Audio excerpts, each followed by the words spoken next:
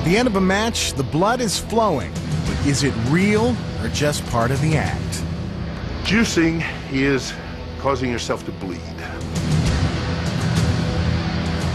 Hey, open the fist! Open the fist! Hey, open the fist! Come on, step back! What's wrong with you? The granddaddy of all cons is when a wrestler is literally beaten to a bloody pulp. Hey, out of your man's hair! Out of the man's hair! Hey, what are you doing? Hey, come here! What? What's wrong with you? What are you doing? What do you think you're doing? Nothing. Juicing is simply where the person cut himself in the ring and bleed, just to add more realism to that match. Wrestling fans think that the All-American boy has bloodied his opponent's head, but he had nothing to do with it. From this angle, we can see that Brash Knuckles doesn't come anywhere close to the turnbuckle. So why all the blood? Well, most people think it's fake. Well, here's a secret you wouldn't expect. That's a real cut, and the blood's real too. But how did it get there? Let's take a closer look. As the ref steps in to check on Brash Knuckles' condition, he secretly passes off a tiny sliver of a razor blade wrapped in tape. How you doing, man? Here it is. There's the handoff. If you didn't know where to look, you'd miss it. So much for the ref being impartial, but we already knew he was in on it. You may want to look away, because this part gets pretty gruesome. Hey, what are you doing? No. With the concealed blade, he secretly makes a small incision in the crease of his brow. He knows exactly where to cut. The wrong way is taking a long, broad stroke across the forehead. That results in long scars. You can get tremendous injuries. The right way is you go to the bone and take just a little jerk. It will bleed profusely, and then 2 to 3 days later, it'll be healed. It's hard to believe how far pro wrestlers will go to make the carnage look real and keep the fans coming back for more. A finishing move is a devastating move. It's a move where the fans in that crowd are like, ugh. Damn, he ain't getting up.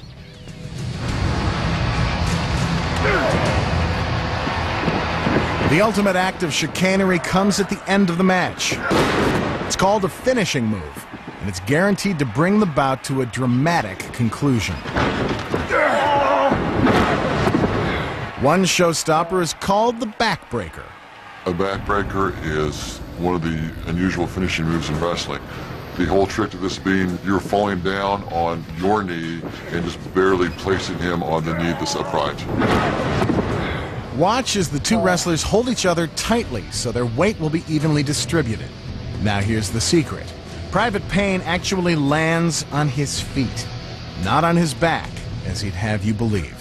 He feels no discomfort from this. It's a very easy move to take, and it's actually worse to the person giving the move than the person getting the move. Worse, because Colossus has the job of supporting all their weight. Private Payne clutches tightly to his opponent so he can fully extend his legs. See how his feet take the impact. Although the illusion is a broken back, it's Colossus who's out of breath. Another spectacular finisher is the Hurricanrana. Slither tries to whip Skullduggery into the turnbuckle, but he ends up on the canvas. Skullduggery pretends to be dazed while Slither gets into position. Up and over, he buries him with the mighty Hurricanrana.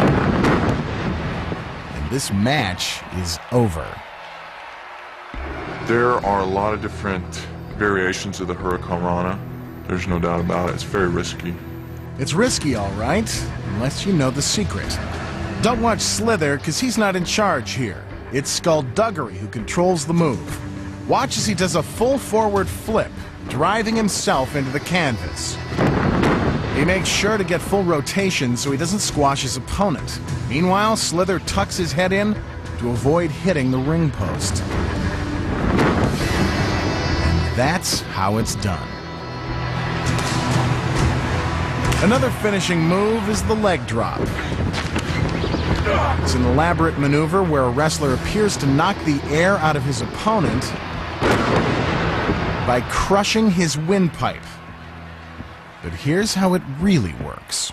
Your opponent's on his back, you jump up in the air, you basically land on your butt, your leg will land harmlessly on your opponent's chest. Colossus's leg doesn't even touch Private Payne's neck, but the move happens so fast the fans can't spot the secret. It's Private Payne's cell job that puts it over the top. Watch again. Colossus goes down, but his knee is bent, creating an arch, and leaving his opponent plenty of breathing room.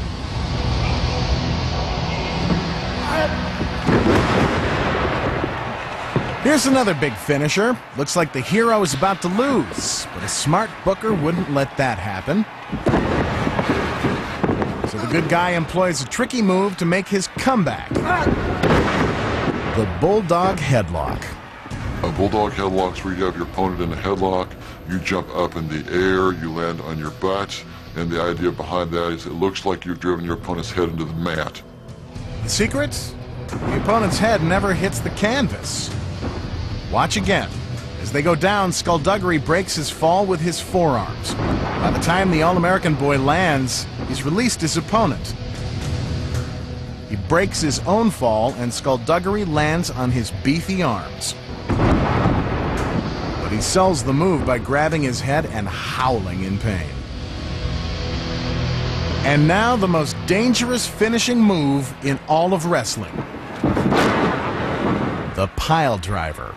Pile driver is a devastating move. Even if you've taken the bump 1,000 times, it doesn't take but one time, one mistake. You could be paralyzed. Here's how Private Payne avoids a broken neck. His head is tucked up between his opponent's thighs, so it doesn't really slam into the mat. Private Payne's shoulders take all the impact, not his head. When I land, I'll land vicious and hard, but most of the shock will be to my butt and upper thigh area. Private Payne uses his arms to push himself up at the moment of impact. The fans think he's been pile-drived into the canvas head first.